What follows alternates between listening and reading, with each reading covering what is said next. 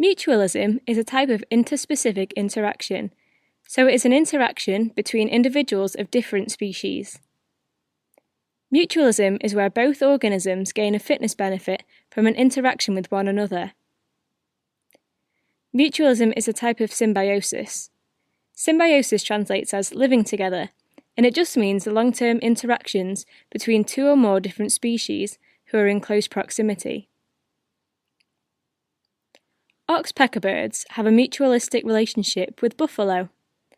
The birds eat ticks, and their larvae feed from the skin of the buffalo.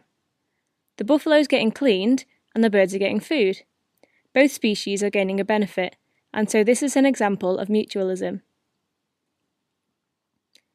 Another example of mutualism is the interaction between zebras and bacteria.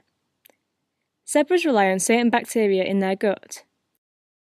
The zebras benefit from the enzyme called cellulase that the bacteria produce. This helps them to break down their food.